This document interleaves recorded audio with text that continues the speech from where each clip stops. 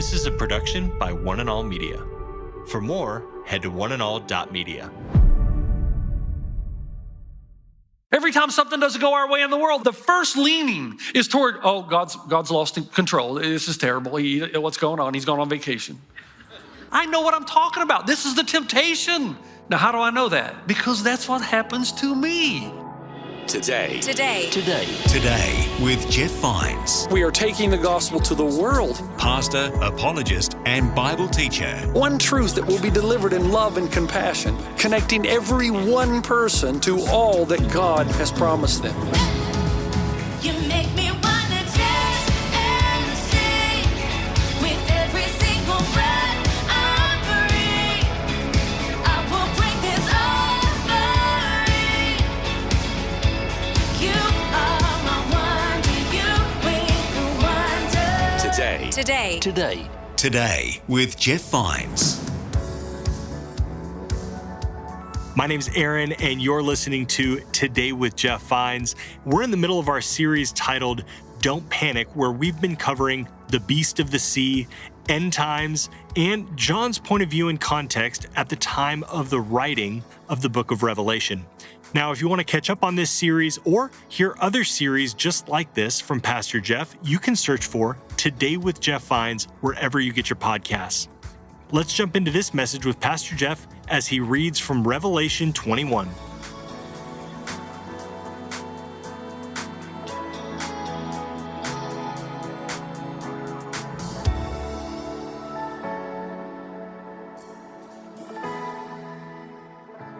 I'm reading out of Revelation 21. I'm going to read the first 4 verses. You've heard them before, but I've asked you to pretend like you've never heard these passages before and look at it with fresh eyes. And here's what we are told in Scripture in the book of Revelation. I saw a new heaven and a new earth, for the first heaven and the first earth had passed away, and there was no longer any sea. I saw the holy city, the new Jerusalem, coming down out of heaven from God, prepared as a bride beautifully dressed for her husband. And I heard a loud voice from the throne saying, "Look, God's dwelling place is now among the people, and he will dwell with them. They will be his people. God himself will be with them and be their God. He will wipe every tear from their eyes. There will be no more death or mourning or crying or pain, for the old order of things has passed away." He who was seated on the throne said, "I am making everything new." Then he said, "Write this down, for these words are trustworthy and true." Foundations, folks, are critical, crucial to life, no doubt. And we've said in the past, what you believe determines what you're going to do and how you're going to live. It's that simple. What you believe about eternity, what you believe about the present world order, world system, what you believe about God or don't believe about God, all of that will impact everything you do, everything you believe, every decision that you make.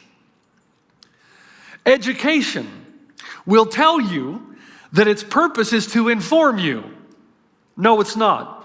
Its real purpose is to lay a foundation upon which you inform everything else. There is simply no such thing as a neutral education. Every teacher, every lecturer, every instructor, including myself, possesses a system of thought, a lens through which he or she views everything else. There's always a starting point. There's always a supposition. And that lens, that belief system, that foundation, serves as the lens through which you interpret everything that happens in your life. Now, the Bible never denies this. In fact, the Bible tells you that if this world's going to make any sense at all, it must be viewed through what lens? We've talked about this in the past few series. It must be viewed through the reality of creation. We're not here by accident. Time plus matter plus chance cannot create a moral ethic, and neither can it create what we have in the here and now. There's a creator.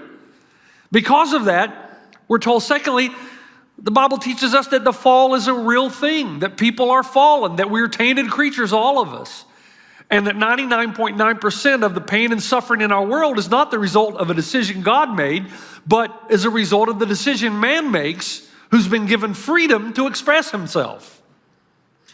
So the creation, the fall, and then the lens through which Christ followers look at everything ultimately is through the lens of redemption, that God is redeeming. History is his story, and he's working everything. Everything is flowing toward the ultimate culmination of history when Christ returns. And those things for which our heart has always longed, down deep inside, becomes a reality. Now, here's where I want to go with this. When you come to the end of the book of Revelation, like we've just done in chapter 21, you discover a gold. And the gold is this: there's only one way all of us are going to be able to be safe during this season of humanity.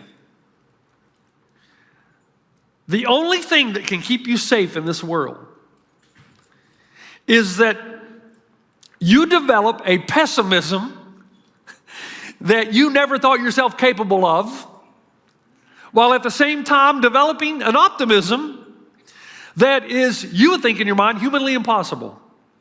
If you hope to live safely in a world that features anti-God governments and anti-Christ religions, you're going to have to be more pessimistic than you ever thought you could be, and you're going to have to be more optimistic than you ever thought possible. Now, how is that possible? First, you've got to be wonderfully pessimistic, and that's so hard for me. I detest pessimistic people. I always have. They call themselves realists.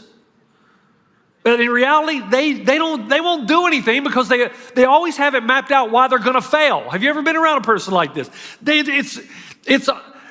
I can't even talk right now that I'm so upset with these types of people. I don't want to be around. They suck the life right out of you. It's like that iconic character in Winnie the Pooh, Eeyore. Remember Eeyore? He's always down in the dumps. He goes around saying the same thing all the time. Well, it's not much of a tale, but I'm sort of attached to it. A couple years ago, I heard the story of the optimist brother and the pessimist brother, and the optimist brother had enough of his pessimistic brother, so he goes out, trains his dog to do something very special. He comes back, he's going to show his pessimistic brother. Takes a stick, throws it into the wheat field, dog goes out, gets it, brings it back. The pessimist brother says, anybody can do that. And the optimist brother says, yeah, but watch this. And he throws the stick out on the middle of the pond, and the dog walks on water, gets it, and brings it back. And the pessimist says, can't swim, can he? These types of people, I think they say that you should always borrow money from pessimists because they never expect you to pay it back. These kinds of people. But do you know that one of the complaints that I hear most often from skeptics is the complaint that we Christians are so negative, that all you talk about is sin and wickedness and gloom and doom, and not to mention judgment and the end of the world and the apocalypse. Why can't you Christ followers just have a more positive, upbeat attitude? Well, there's some truth in that. In fact, the wife of the president of Harvard University, now we're talking Harvard, and I don't know if you know this, but it was founded on Christian principles. It was meant to be a place that trained the mind to see everything through the university, one universe through the mind of God. Now, it's changed a lot over the last how many years? But back when it had a strong, firm affirmation of creation, fall, and redemption, the president's wife, Harvard University, who was a faithful Anglican, was bothered by, and I don't know if you have any Anglicans in the room or listening, but there's an Anglican prayer book. And you go through the Anglican prayer book, and one of those prayers in the book has to do with you humbling yourself and basically referring to yourself as a miserable offender. And so the president's wife, a faithful Anglican, was bothered by this prayer in the book, and she wrote to a friend of hers who shared her religious views, and she asked this question: do you actually every week get down on your knees and confess you are a miserable offender? That's so demeaning to the intellectual elite. Do you really do that? And the response came back, me nor any of my children would ever do something like that. This is part of the problem the world has with us. Why are you Christians so pessimistic? Miserable offenders, really? Amazing grace, how sweet the sound that saved a wretched people. How about Isaac Watts, when I surveyed the wondrous cross? Alas, and did my Savior bleed, and did my sovereign die? Would he devote that sacred head for such a worm as I? That's not good for your self-esteem. So on the one hand, stay with me now, on the one hand, people on the outside see the Christian view of life as too negative. There's all these don'ts, and it makes life dull, and all these warnings of sin, hell, and judgment that just makes us all afraid and robs us of a philosophy of fun.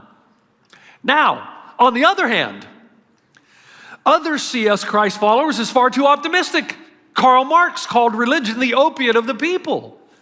He said, you Christ followers, you go and sing and dance around all happy. He must have been a Pentecostal. But it does no real good. You are disconnected from reality. You live in a dream world, disassociated from the concrete problems of the world. You Christ followers have your head in the clouds or the sand, and you talk about pie in the sky by and by. You're unfoundedly optimistic. So which is it? Well, what's the answer? We're both. We are. And until you truly understand that, you're never going to be safe. You're never going to be safe, and you're going to go up like this. And when Vladimir Putin invades Ukraine, you're going to think it's all over and there's no use living anymore. What's the world come to? But if you remain incredibly pessimistic and yet audaciously optimistic, you'll be safe in this world. Now, let's go back. Have you ever read the Bible? I'm assuming a lot of you have. We are pessimistic because people will say to me, Pastor Jeff, I don't like the Bible because it's filled with violence, hatred, and judgment. Well, of course it is. That's what people are like. This is history, not legend. You know, when you read a book of legend, the heroes do the right thing all the time. They look really good. But the Bible isn't a legend or mythology. The Bible is about real people. So in the Bible, it has some of the most cowardly, egocentric, petty-minded, brutal people you're ever going to find. Because that's real life. That's how it really is. It gives you an accurate picture of man. He's corrupt. His heart is wicked. His love of money and power is the root of all evil. In fact, if you ever meet an honest Christian, that person will tell you that he or she has no idea of what their own hearts are capable of given the right situation. Malcolm Muggeridge was a brilliant journalist, died, I believe, in 1990. He was on assignment one time in India. Muggeridge goes to a river for a swim. Let me read to you what he writes later. As I entered the water, my eyes fell on a woman bathing. I felt an impulse to go to her and seduce her, just as King David felt when he saw Bathsheba. Temptation storming in my mind, I began swimming toward her. The words of my wedding vows came to mind, but I responded by just going faster. Does that sound familiar? The voice of allurement called out, stolen water is sweet. That's Proverbs 9:17. And I swam more furiously still. But when I pulled up near the woman and she turned toward me, I saw she was a leper. This creature grinned at me, showing a toothless mask.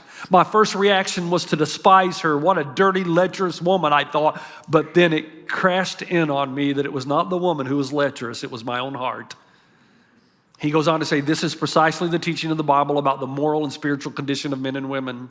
Our hearts are corrupt, our minds are depraved, and our desires are enslaved to the passions of sin.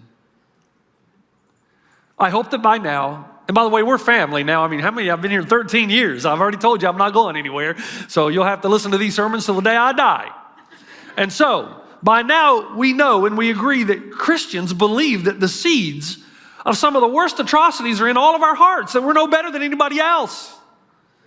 And the point is this: no other religion or philosophy speaks about the human heart the way Jesus did, the way the Bible does. Nothing even comes close to it. We need remedial help. We cannot heal ourselves. So when you hear, I don't know if you've seen the news lately, when you hear about two ladies who befriended a 70-year-old lady at church, and one prayed with her while the other stole her wallet. When you hear a mob of junior hires attack a coach because he asked them to stop doing donuts in the parking lot. Junior hires, we're talking about 10, 11, 12-year-old. When you hear that GoFundMe pages have been used to fuel someone's thirst for extreme wealth rather than helping someone in genuine need. When you hear of a mother just a few months ago who decided she did not want her baby, so she took this wonderful bundle of new life to a dumpster and dumped him to die a slow and painful death of exposure. All she had to do was take him to the fire station. At least she could do that. So we Christ followers hear that. We are saddened, we're appalled, we're heartbroken, and we even fight against those injustices. But the reality is this as well. Yep, that's the story of humanity. The heart of man is wicked beyond belief. And then And then there's what's going on in this country right now. And, you know, I stay out of politics. This is not the place for that. At the same time, I have a responsibility to speak up for morality. That I'll do no matter who's in charge or who's in office. Our politicians and representatives on both sides of the aisle seem to have come to the conclusion that you and I are stupid and we don't know what's good for us. And the intellectual elite, which I've been warning you about for the last 20 years because of my work on university campuses, truly believe that we've been idiotized and therefore we have become imbecilic in all of our thoughts and actions, so that a considerable portion of the United States, that is the population, we the people, cannot be trusted to make good decisions anymore on behalf of the world, the nation, the state, or even our own families. Now, of course, they somehow managed to escape this imbecility, and they see themselves as our saviors. So, in separate interviews, it appears that many of them will give us the illusion of democracy, but while they're doing that, they will try at every level to circumvent democracy for the greater good. They're martyrs, while claiming that they're protecting democracy. Now, here's what I find interesting. And it took me a long time as a Christ follower to see the Bible's teaching on this. As I'm up here pointing the finger to those bad people out there, the Bible tells me that I am just as bad, if not worse, and would probably do the same thing if I had their power. Or at least be strongly tempted to do the same thing if I was in their position. The heart is wicked and at enmity with God. And the more power I get, the Bible tells me, the more elitist I will come. There's no one righteous, no, not one. Do you remember what happened in Matthew 20? This is one of my favorite stories. I think it's humorous, but it's sad at the same time. The Bible tells us in Matthew 20, verse 20 through 28, that the mother of Zebedee's sons, so this is James and John, come to Jesus, and James and John evidently came and knelt down beside mom while she was talking to Jesus. You stand here, boys, I'll do the talking. Jesus said, what do you want? She said, grant that one of these two sons of mine may sit at your right and the other at your left in your kingdom. Jesus said, you don't know what you're asking. Can you drink the cup I am going to drink? And then the boys speak up, we can. We can. No, you can't. You don't even know what the cup is. Jesus said to them, well, you will indeed drink from my cup. They are going to be martyred, and they were. But to sit at my right or left is not for me to grant. These places belong to those for whom they have been prepared by my Father. Verse 24 says, when the 10 heard about this, they were indignant. Why? Because they wish they had thought of it first.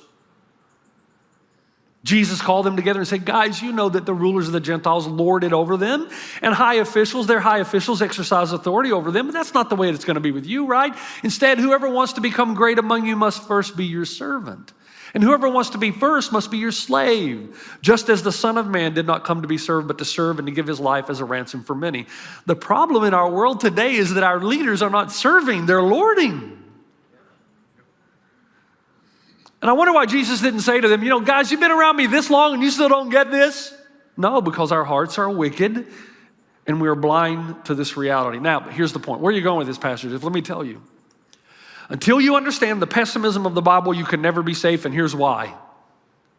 Because our pessimism keeps us from being duped. It protects us from demagoguery. Someone all of a sudden who comes along and rallies our emotions, claiming they can save us from all this evil, corrupt system in the world. No, you can't. The night before, now listen carefully. Don't go out here and say, Pastor Jeff said this. The night before Donald Trump was elected in the election, and it was late at night, I was in London. Premier Radio called the hotel and said, look, would you be willing to come in tonight? I mean, it was late, at least on my time. Would you be willing to come in? By the way, you can find this interview on YouTube. If you just go to YouTube, Premier Radio, Jeff Vines, it's still up. They've not taken it down. Would you come in? We'd like to ask you some questions representing the American evangelical community. So I came into Premier Radio. As soon as I walked in there, the lady who was interviewing me was incredibly aggressive. The first question said, who do you think is going to win the election tomorrow or tonight? I said, well, I'm not sure, but I would say that there's a good chance Donald Trump will win it. Boom, she came after me. I said, well, wait a minute now. You didn't ask me who I was going to vote for. You asked me who I thought was going to win the election. And I just told you, probably Donald Trump. Well, how could you Christ followers vote for? I said, I just told you. You asked me who I thought was going to win. You didn't ask me who I thought Christians were going to vote for. You didn't ask me for where the church stood on. You just asked me who I thought was going to win. Now, you know how it ended up. So I looked like a genius the next morning. And they called and asked me to come back in and do the interview again. I mean, I looked like I was the most brilliant man on the planet. But she asked me at the end of that interview, why do you say that? When I gave her this response, it really quietened her spirit. I said, because evangelicals feel like they're voting for the less of two evils. Now listen, if you understand the biblical view of man, you understand that the choice in every election is always between two sinners. Always. God told Israel, you don't want a king. All kings are flawed.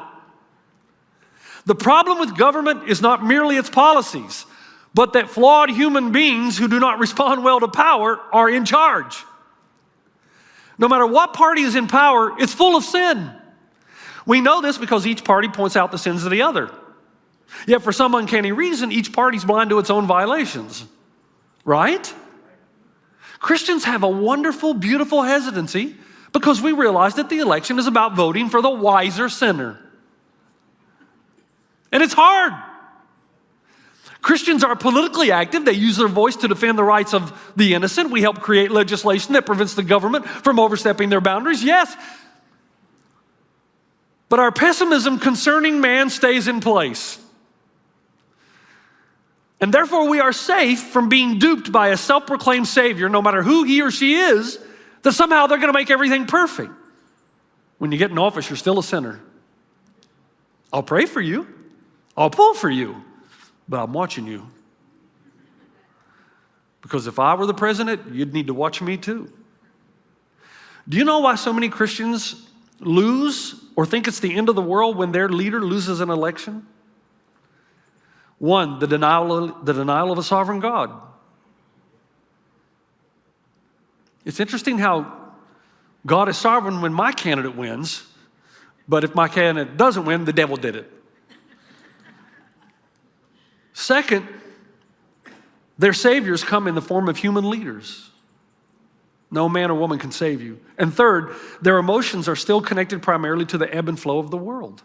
Now, how do I know that? Because that's what happens to me and you. I know what I'm talking about. This is the temptation. Every time something doesn't go our way in the world, the first leaning is toward, oh, God's lost control. This is terrible. What's going on? He's gone on vacation. While the world is prime for hero worship, Christ followers know better. And as a result, we'll be safe because we cannot be duped by the demagogues. Did you ever consider what Jesus said in John 2:23? Now, while he was in Jerusalem at the Passover festival, many people saw the signs he was performing and believed in his name. But Jesus would not entrust himself to them, for he knew all people. They loved his teaching, his miracles, and hospitality, but he trusted none of them because he knows the heart of man. You say, listen, this is not a political sermon. You say, well, it sounds like it. Just hold on. You can prefer politicians and parties over another, but when you place your hope in them, you're foolish. They're all sinners. Pray for them. Vote as ethically as you know possible. But both are ruled by hearts. Hearts that tend to move away, the more power, the more money, the more position. You've been listening to Today with Jeff Vines. Thanks for joining us. Next time, we'll bring you the rest of this message from Pastor Jeff. In your heart and in your soul, you know deep down this is true. Something resonates in you that there is a discontent. There's something nothing on this earth can satisfy. And you keep trying to find it. There's a sense of belonging that you don't have that you want so desperately. There's a type of love that no matter how much you love your wife and your wife loves you, there's just still something missing and you know it. You can listen to more messages like this. Just search for Today with Jeff Vines wherever you listen to podcasts. You make me wanna dance and sing with every single breath I breathe. I will bring this offering. You are my wonder, you bring the wonder. Today Today with Jeff Vines. This is a production by One and All Media. For more, head to oneandall.media.